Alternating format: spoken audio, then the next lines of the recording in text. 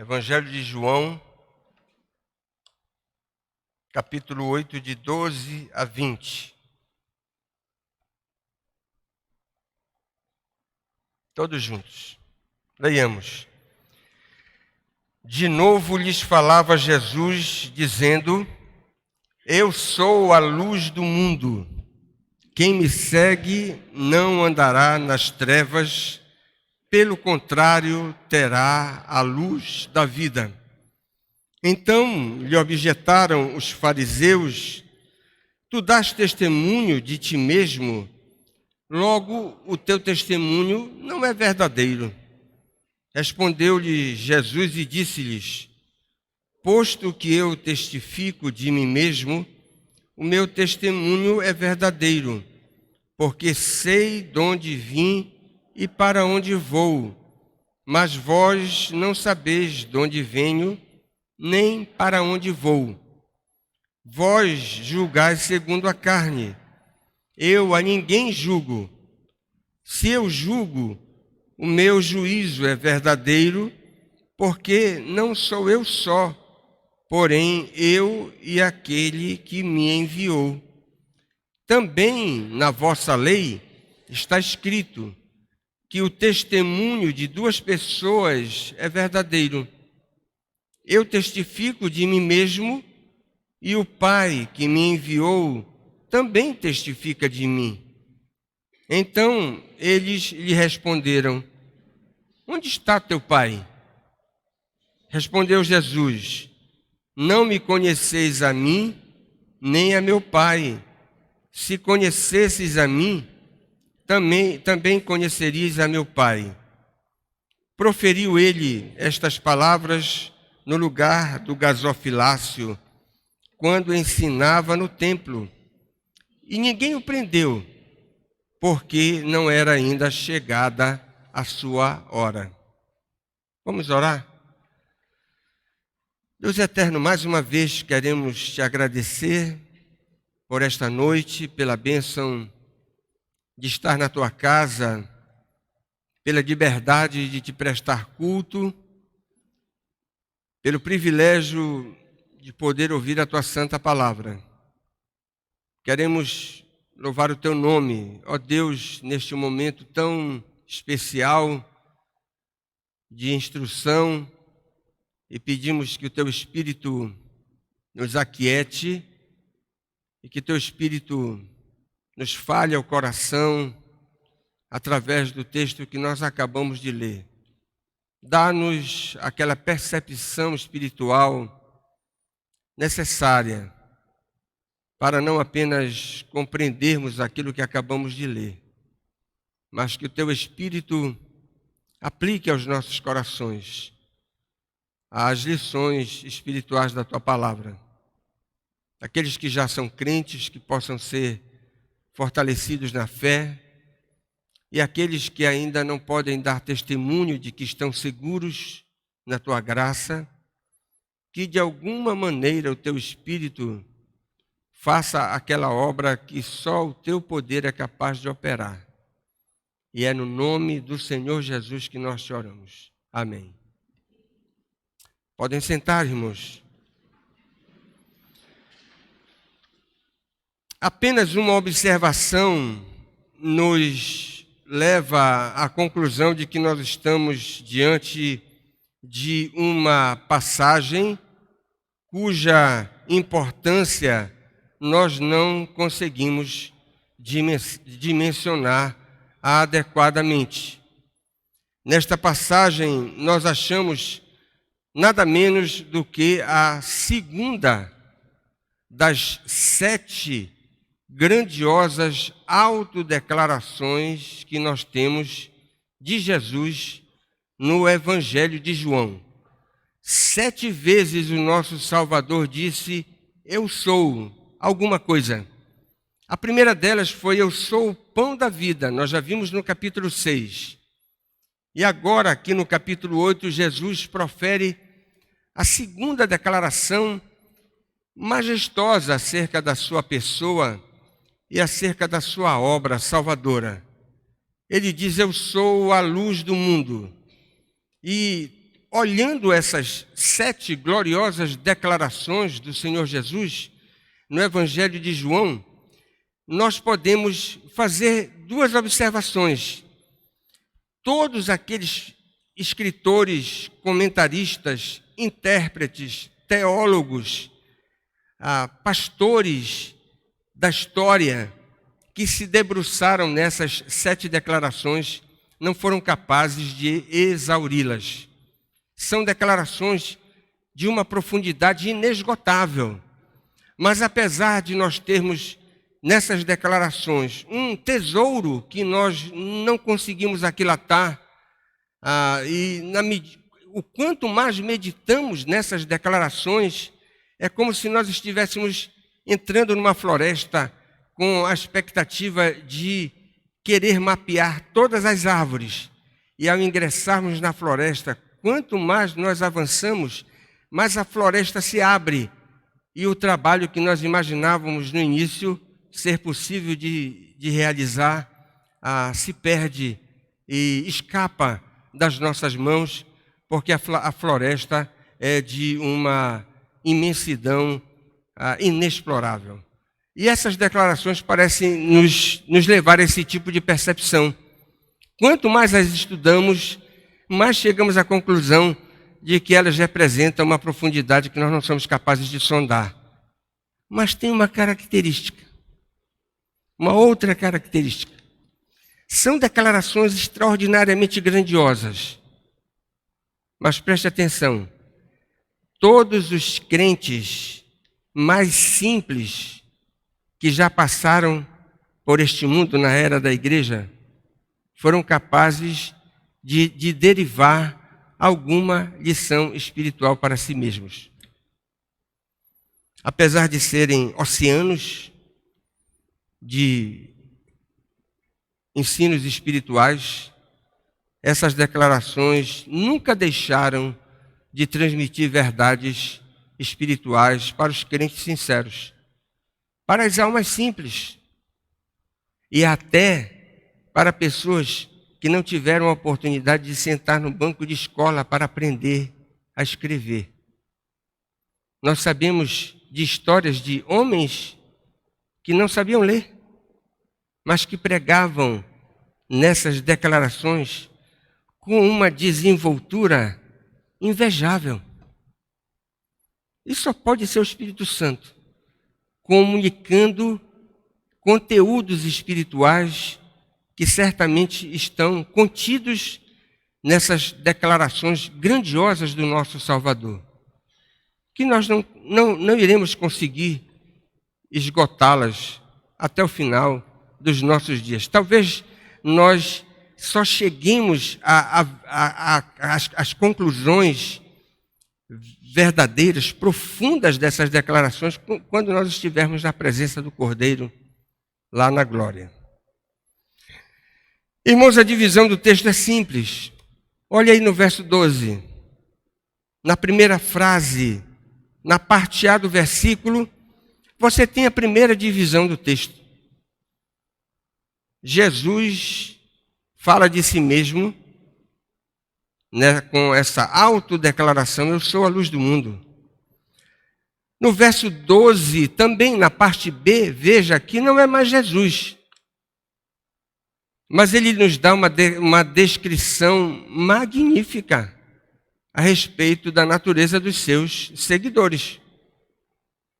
E a partir do verso 13 até o verso 20, você vai ter lições a respeito daqueles que são adversários da fé, inimigos de Cristo, homens incrédulos, pessoas inconversas.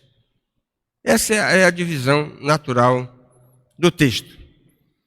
A primeira parte, nós aprendemos da declaração de Jesus o seguinte: ele próprio, o Salvador, diz ser a luz do mundo. E é uma declaração extraordinária, porque ela aponta para o brilho incomum da glória de Cristo. E isso porque, quando Jesus declara: eu sou a luz do mundo, Ele está apontando para a sua majestade. Jesus demonstra uma excepcional coragem ao falar algo que, com justiça, a gente compreende, é altamente compreensível o que Jesus diz aqui no contexto em que ele diz isso, que a sua declaração vai chocar profundamente os seus ouvintes.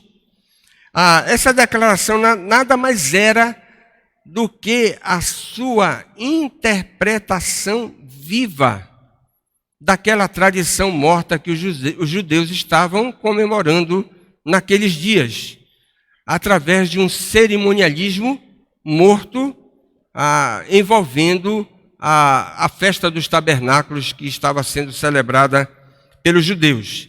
Os capítulos anteriores, você pode observar que são capítulos envolvendo uma controvérsia, uma forte oposição das autoridades judaicas contra Jesus. E ele declarou isso, dizendo ser a luz do mundo, na conclusão, no 8º dia da chamada festa dos tabernáculos, que era uma cerimônia comemorativa que procurava celebrar aquela dádiva maravilhosa que os filhos de Israel receberam de Deus quando foram contemplados na caminhada pelo deserto durante 40 anos. Eles foram supridos através de um milagre de água, de forma extraordinária.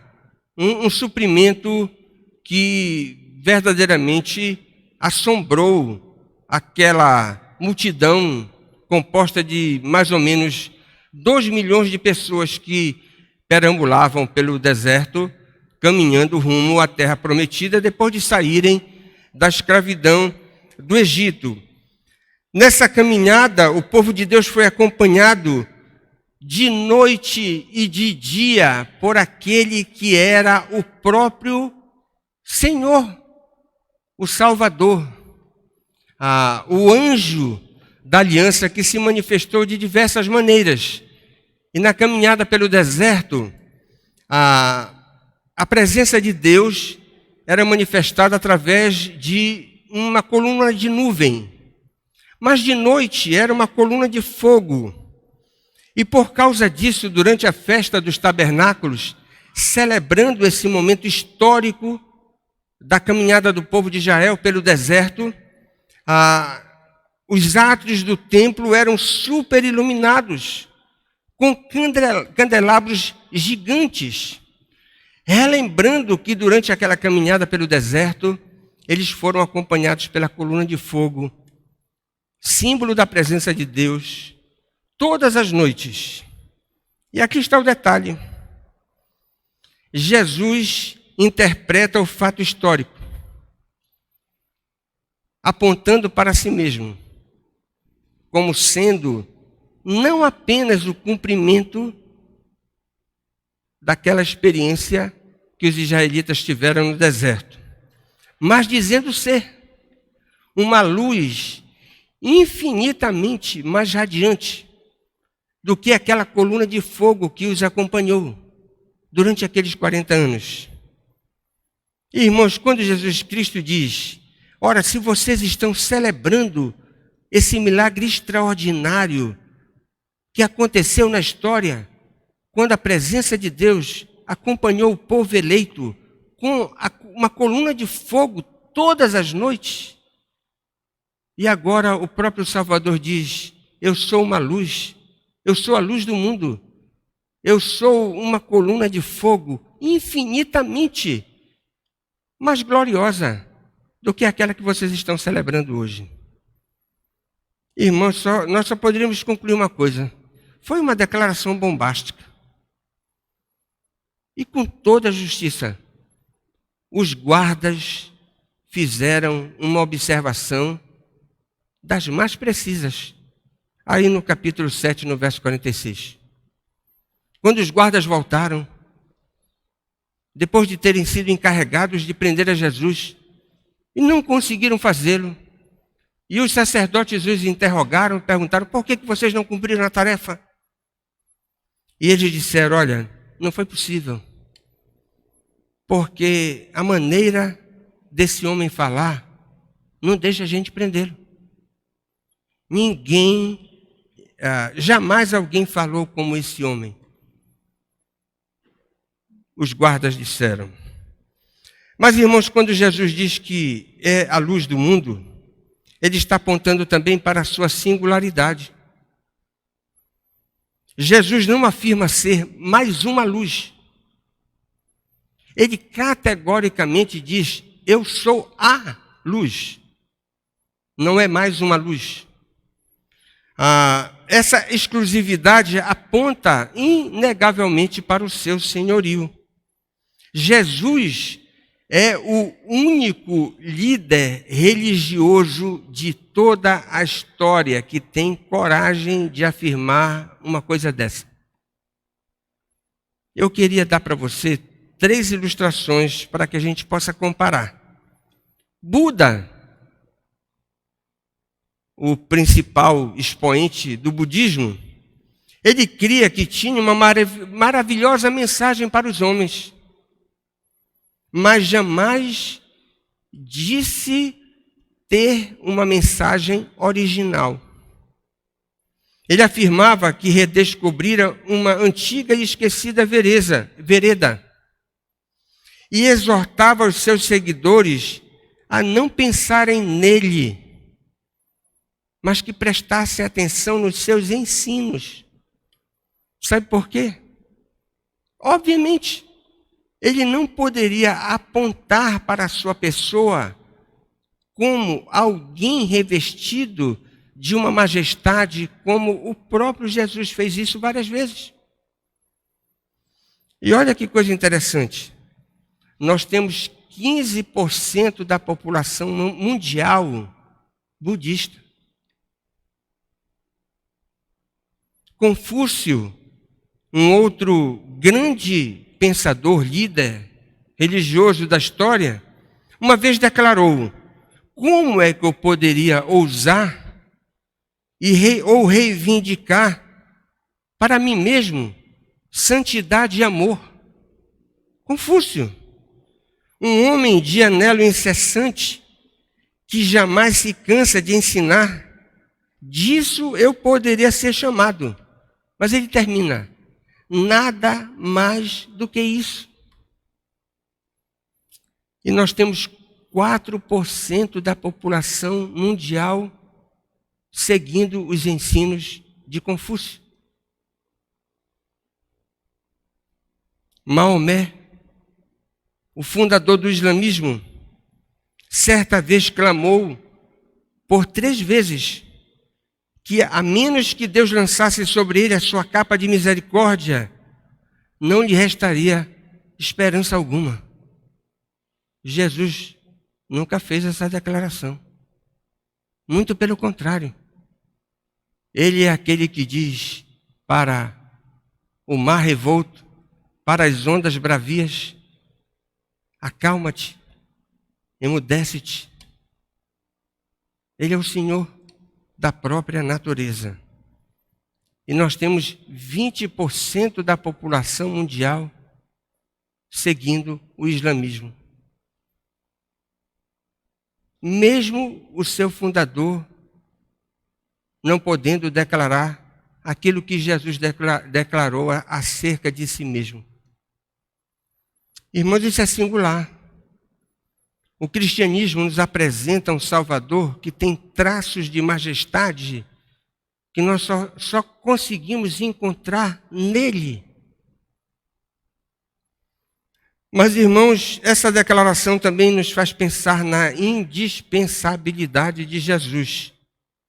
Assim como a coluna de fogo era vital para que aquele contingente de pessoas, eu repito, mais ou menos 2 milhões de israelitas que haviam saído do Egito, não morresse, esse contingente não morresse, porque eles precisavam de proteção. E preste atenção, as feras do campo, do deserto, iriam atacar aquela multidão, mas não conseguiam se aproximar da multidão, porque a coluna de fogo as espantava. Eles não morreram pelo deserto sem ter direção para onde ir, porque eles tinham a coluna de fogo para clarear a caminhada deles no meio daquela escuridão colossal. E terceiro, eles não morreram de frio à noite. O deserto tem uma característica muito peculiar. De dia é um sol de rachar. Ninguém conseguiria caminhar no deserto se não houvesse a coluna de nuvem, servindo como uma espécie de guarda-sol para toda aquela multidão. Mas se eles estavam abrigados do sol durante o dia, eles iriam morrer de noite do frio. Mas aí eles contavam com a coluna de fogo. Irmãos, eles não poderiam dispensar a manifestação da presença de Deus dessa maneira.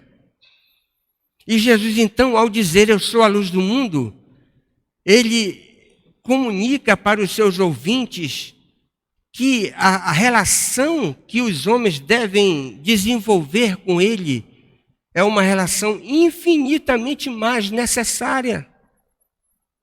Se alguém quer escapar dessas três condições, Jesus é indispensável, preste atenção nisso.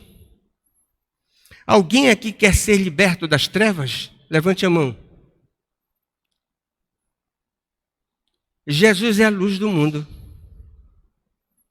Alguém aqui quer receber conhecimento da verdade, ter o seu entendimento iluminado? Jesus é a luz do mundo. Alguém deseja ser matriculado na escola de santidade? Levante a mão. Jesus é a luz do mundo. Preste atenção que essas três coisas estão envolvidas na fé cristã. Alguém só pode verdadeiramente se considerar crente se essa pessoa puder dizer essas três coisas. Eu já fui liberto. É a esfera espiritual. A luz do mundo nos liberta do cativeiro do maligno. Trevas tem a ver com o inferno. Libertação espiritual. A segunda coisa que uma pessoa crente é capaz de dizer é que ela já teve o seu entendimento iluminado. Preste atenção. Uma coisa óbvia de um crente é que ele não está mais lutando contra a verdade. Ele é amigo da verdade. A verdade o alcançou. A verdade de Deus invadiu a fortaleza do seu coração, destronando o eu e colocando Jesus Cristo no trono. Você já foi iluminado? É a pergunta. E a terceira, a esfera ética. Você já foi matriculado na escola de santidade? Você já anda na luz da vida? Irmão, Jesus é a luz do mundo para nos tirar do cativeiro, para nos fazer amigos da verdade e também para fazer com que nós sejamos alunos da sua escola de santidade. A segunda coisa que nós aprendemos desse texto está na parte B do versículo 12. E eu já adiantei tudo o que eu vou dizer aqui. Irmãos, quem é discípulo verdadeiramente de Cristo tem a luz da vida. E o texto apresenta uma combinação magnífica, perfeita, entre a pessoa de Cristo e a natureza dos seus seguidores. Porque, preste atenção, a fé cristã, e muita gente pensa assim, o que é a fé cristã?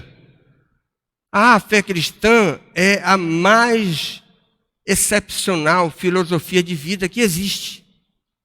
Não, a fé cristã não é isso. A fé cristã nada mais é do que a impressão através da comunhão espiritual que existe ou o que acontece por ocasião da conversão entre a pessoa do Salvador e aqueles que verdadeiramente professam o seu nome. Irmãos, fé cristã é resultado de comunhão, das impressões do caráter de Cristo em nós. Já não sou eu quem vivo, diz o apóstolo Paulo, mas Cristo vive em mim. Gálatas 2:20. E um detalhe interessante dessa parte B do versículo 12 é que Jesus formulou a implicação do que é ser seu discípulo. Dê uma olhada no verso 12 na parte B. No singular. Prestou bem atenção? No singular. Significa dizer que ter a luz da vida não é uma concessão que se dá por atacado, como muita gente imagina, mas é uma experiência pessoal. Você tem que perguntar para sua esposa se ela já nasceu de novo. Mas a esposa crente tem que perguntar para o marido: você verdadeiramente já nasceu de novo? É pessoal. Essa experiência não se dá de forma coletiva. É individual. Mas ela também é intransferível. A conversão dos pais não passa para os filhos. Os filhos precisam ter sua própria experiência ao passar da morte para a vida. A experiência da regeneração, de ter um encontro salvador com Jesus. E a última coisa, que é a mais maravilhosa de todas, é uma experiência irrevogável. Eu tenho, não posso passar para ninguém, mas nem o capeta é capaz de tirar o meu nome do livro da vida. Nós vamos ver isso no capítulo 10. Quando Jesus Cristo diz: as minhas ovelhas ouvem a minha voz. Eu as conheço e elas me seguem. Eu lhes dou a vida eterna. E Jesus Cristo diz com todas as letras: e ninguém, preste atenção, que ele não disse e nada. Ele disse e ninguém. Eu pergunto para você, ele estava pensando em quem? Nesse ninguém? No imperador romano? No presidente do Sinédrio? Ou em algum outro adversário da fé? E ninguém as arrebatará da minha mão. Irmãos, a nossa segurança, ela está fundada no poder daquele que tem as suas ovelhas na sua mão, e ninguém é capaz de tirá-las de lá, porque elas foram dadas pelo Pai, e o Salvador há de conservá-las perto de si, porque Ele é o bom pastor. É o que nós temos no capítulo 10 de João. Irmãos, a metáfora da luz aponta para 3 realidades bíblicas que eu já antecipei. Quem tem a luz da vida já foi liberto do maligno. Quem anda nas trevas, mesmo que não sinta, mas olha, alguém diz que eu preciso nascer de novo porque eu ainda estou nas mãos do diabo, mas eu nunca espumei pela boca. Você não precisa espumar pela boca. Você pode ser até o cidadão mais respeitável da face da terra. Se você não nasceu de novo, você ainda está nas mãos do maligno. Ou seja, há um governo sobre a sua vida, por mais que você não sinta e por mais que você não admita. É o que a Bíblia diz. Você ainda está debaixo do domínio daquele que é o príncipe das trevas. Você não está na luz. Não abraçou Jesus como a luz do mundo, você ainda está nas trevas.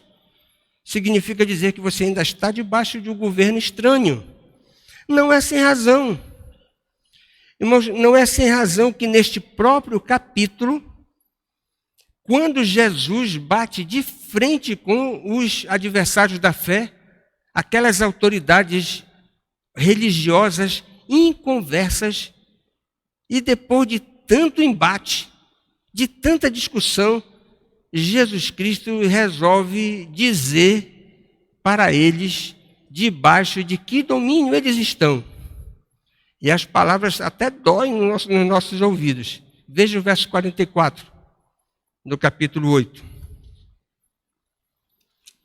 Quando depois de tanta insistência, de tanta luta, Jesus Cristo, na sua mansidão, ele diz assim, olha, não tem jeito. Vocês são inimigos da verdade porque vocês são... É duro até de falar, né? Vós sois do diabo, que é vosso pai. E quereis satisfazer-lhe os desejos. Ele foi homicida desde o princípio e jamais se firmou na verdade, porque nele não há verdade. Quando ele profere mentira, fala do que lhe é próprio, porque é mentiroso e o pai da mentira. Quem tem a luz da vida já recebeu conhecimento da verdade. Um dos traços mais marcantes da experiência cristã é essa iluminação do entendimento, que faz com que a pessoa consiga compreender as nuances do plano eterno de salvação. Você já lutou com uma pessoa tentando evangelizá-la? E você mostra para essa pessoa as verdades mais claras. E você está falando, por exemplo, da cor azul. E a pessoa está entendendo verde. Você diz assim, olha, isso aqui é branco. E a pessoa diz, não, isso aqui é preto. Mas leia aqui. E a palavra de Deus diz que aqueles que estão ainda sem salvação estão com uma espécie de véu sobre o entendimento. Na verdade, a experiência da salvação nada mais é do que a operação divina para retirar esse véu, a fim de compreender as verdades relacionadas com o plano eterno da salvação.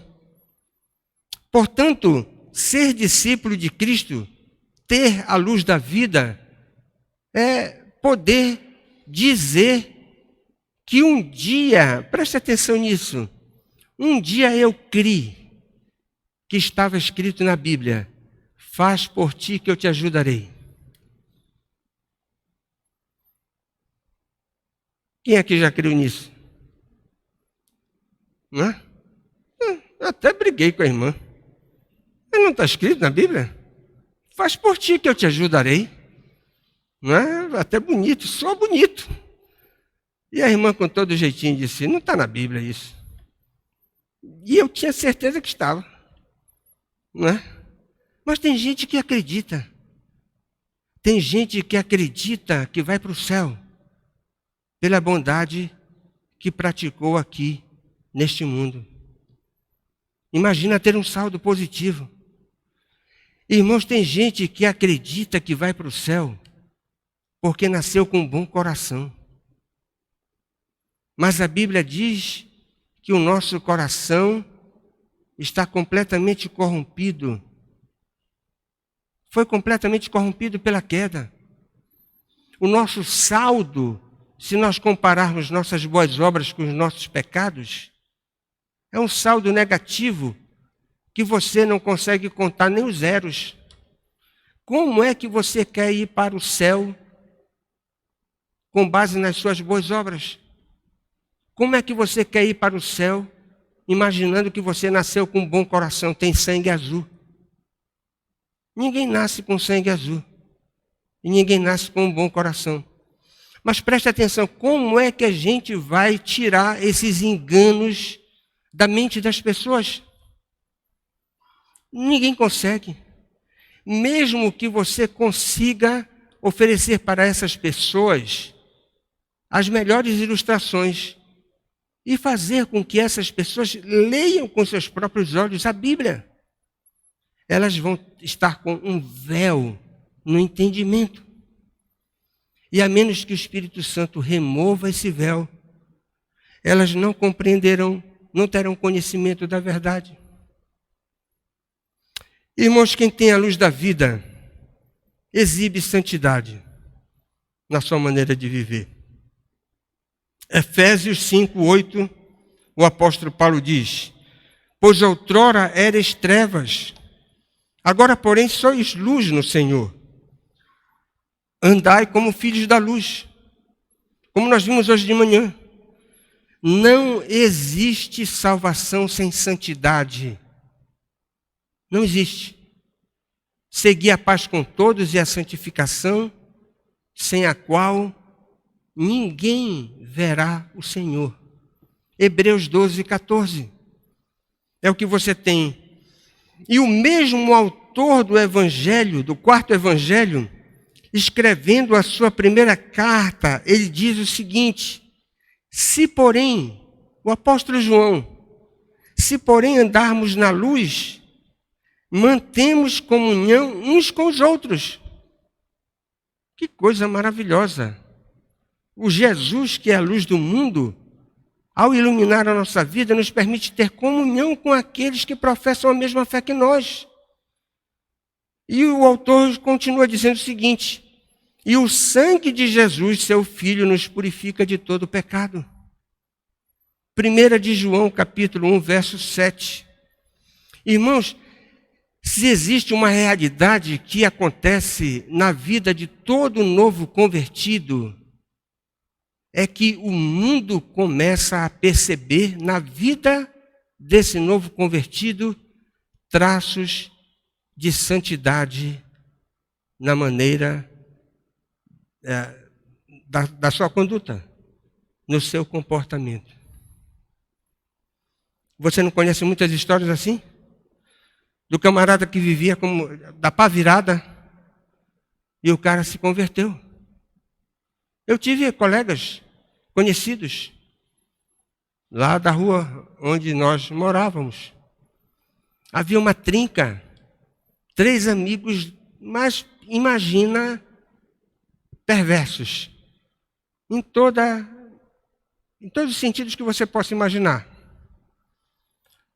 Presta atenção nisso. Um deles, eu nasci e me criei ali em São Brás.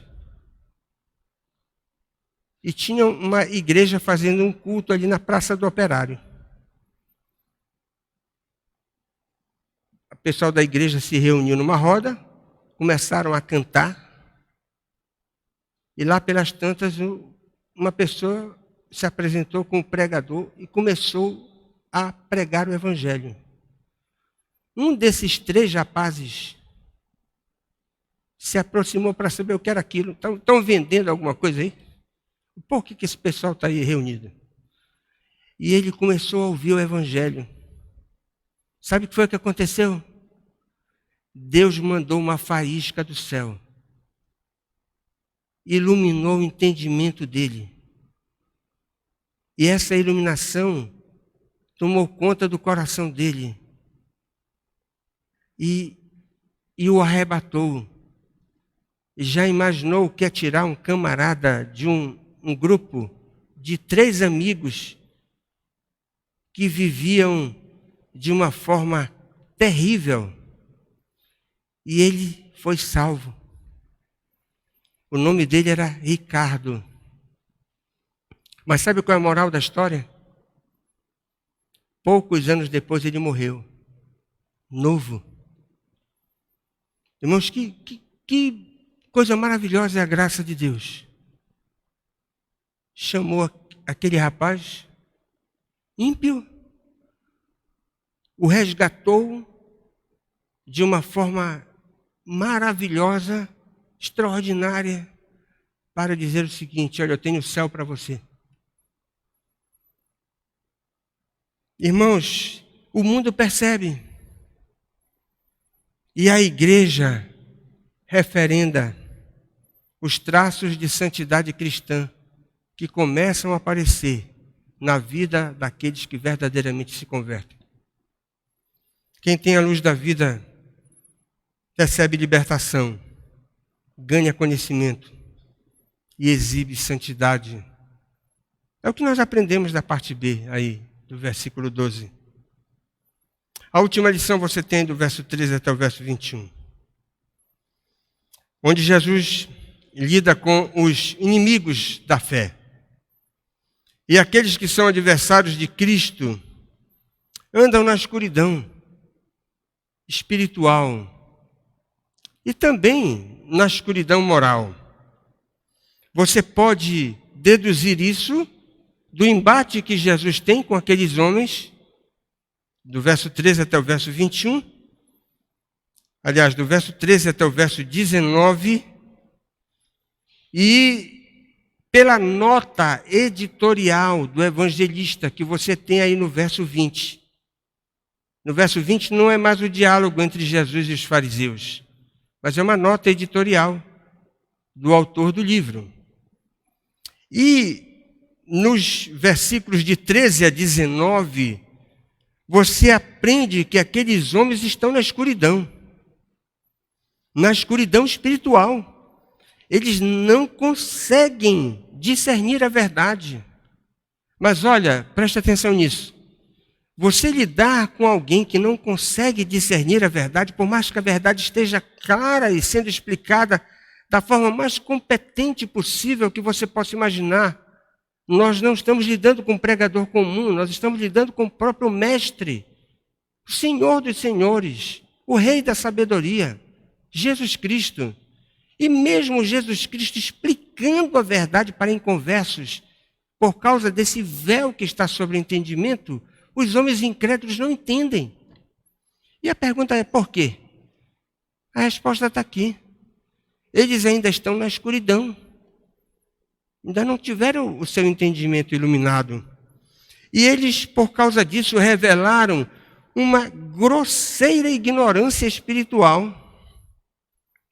E há duas coisas no texto que eu gostaria de mencionar. Primeira, eles contestaram a magistral autodeclaração de Jesus, dizendo: o que você falou a respeito de si mesmo é falso. Tiveram a coragem de dizer que Jesus estava dizendo algo que não era verdade.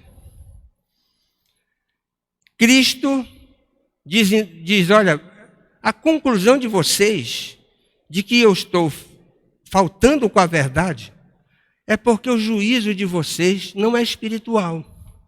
Veja o verso 15. Jesus Cristo diz, olha, vocês julgam segundo a carne, apontando para a falta de entendimento espiritual que eles tinham. E o mestre então vai recorrer ao conhecido dispositivo da lei.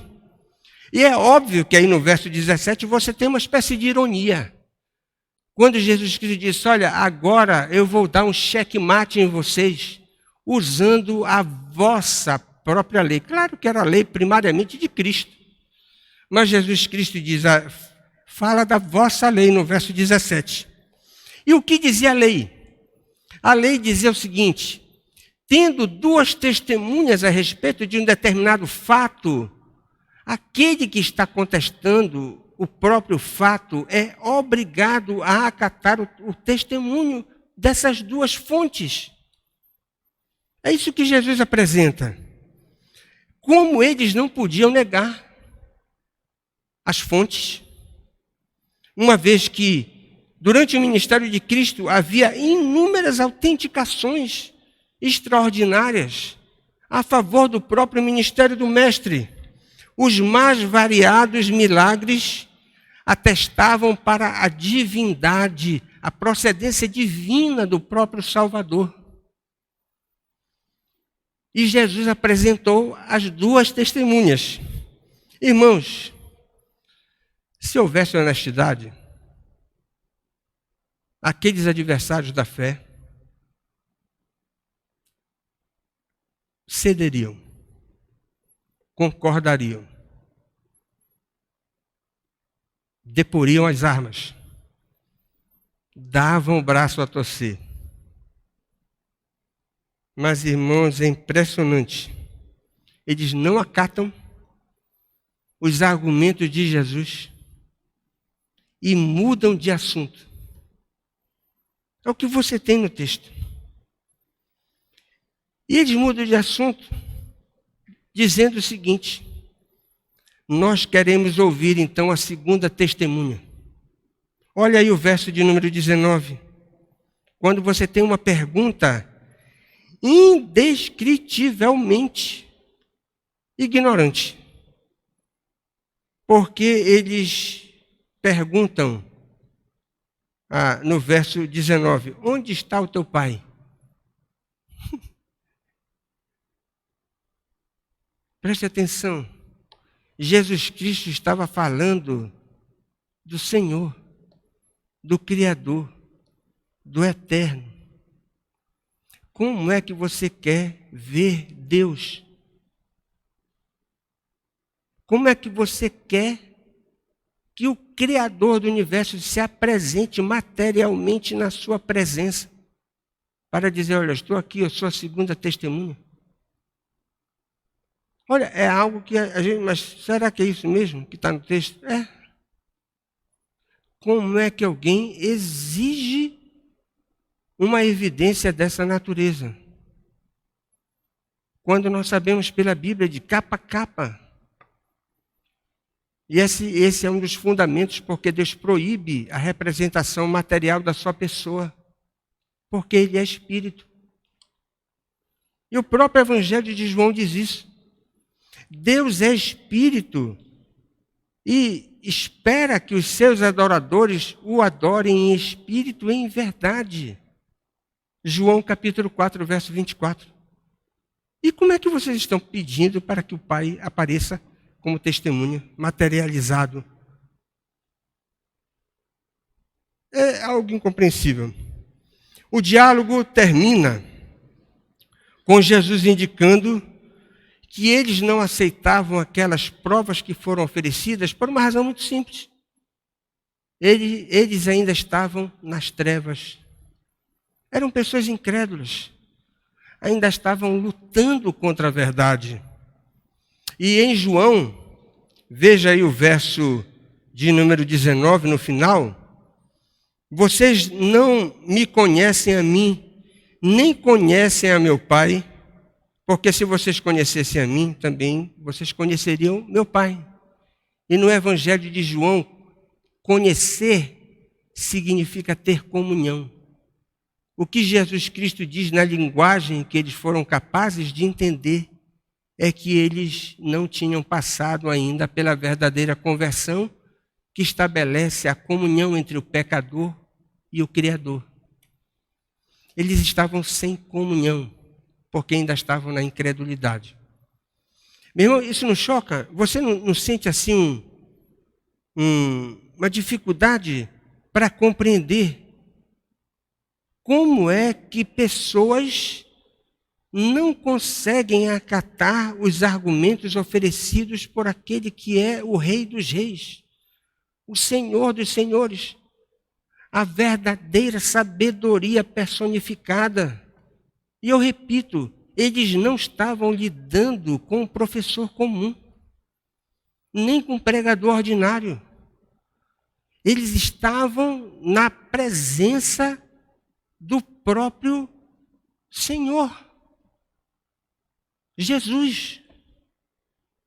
Mas não conseguiam compreender as coisas espirituais, mesmo que os argumentos apresentados fossem os mais plausíveis. Só tem uma explicação: grosseira ignorância espiritual. Talvez aqueles homens pudessem retrucar a Jesus diante de todo o esforço evangelístico do Mestre. E eles pudessem virar para Jesus e dissessem o seguinte, que talvez você já tenha tido experiência desse tipo. Você se esforçou, mandou a pessoa ler na Bíblia de Jerusalém, não foi na sua revista atualizada. Você ofereceu as maiores evidências de que a fé cristã é esse padrão encantador que faz com que os crentes experimentem coisas maravilhosas e indizíveis. E a pessoa, depois de ver todo o seu esforço, meneia a cabeça e diz assim: Eu nasci na crença e vou morrer na crença. Já imaginou isso? É parecido o que esses homens fizeram com Jesus. Não acataram o argumento, menearam a cabeça e disseram: nós nascemos na crença e vamos morrer na crença. Estamos na ignorância espiritual e vamos permanecer nela. Irmãos, só isso já seria uma tragédia. Mas tem um traço talvez mais gritante no verso 20. Veja aí, na nota editorial do evangelista. Irmãos, aqueles incrédulos, eles não estavam apenas mergulhados numa profunda ignorância espiritual. Eles estavam envolvidos na cilada para matar Jesus. E aqui tem a dimensão moral, né? E é assim que termina a perícope, no verso 20. E olha que detalhe interessante do texto. Por que você acha que João está dizendo assim, olha, Jesus proferiu essas palavras no átrio das mulheres, onde existia as caixas de coleta, que aqui na nossa tradução é o gasofilácio. E o gasofilácio nada mais era do que caixas de coletas, onde você tinha verdadeiros cones, né, a semelhança de trombetas, onde os ofertantes colocavam o seu dinheiro ali, no átrio das mulheres. Mas, irmão, por que o evangelista João faz questão de dizer que Jesus proferiu essas palavras nesse ambiente? Sabe por quê? Porque a sala ao lado do pátio das mulheres era o lugar onde o sinédrio se reunia. E eles bem podiam estar ouvindo de lá. Irmãos, a intenção do evangelista é apontar mais uma vez para aquela animosidade criminosa que crescia a cada dia contra o próprio mestre. O evangelista diz, esses adversários da fé que estão envolvidos nessa tremenda patifaria moral, porque querem matar Jesus, envolvidos numa cilada, eles não querem apenas prender o mestre, eles querem matar o profeta, o Salvador. E é bom lembrar que aqui João está escrevendo, preste atenção nisso, 6 meses. 6 meses. É outubro. Festa dos Tabernáculos. 6 meses antes da paixão, que vai acontecer em abril do ano seguinte.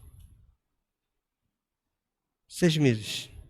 Mas olha como termina o verso 20. Eles querem prender Jesus para matá-lo.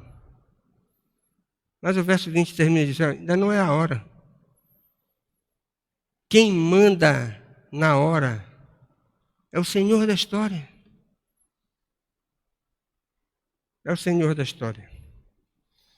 Irmãos, algumas perguntas para nós de aplicação desse texto maravilhoso. Maravilhoso. Cristo já é o Senhor da sua vida?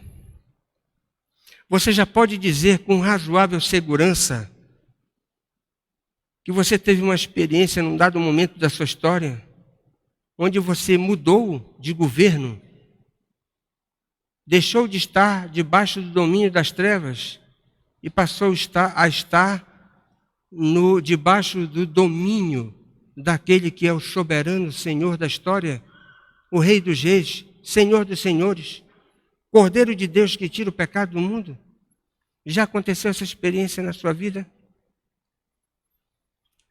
A sua mente já foi iluminada para compreender a verdade do plano eterno de salvação Ou você ainda está lutando com algumas questões, resistindo para entregar completamente a sua vida àquele que disse ser a luz do mundo?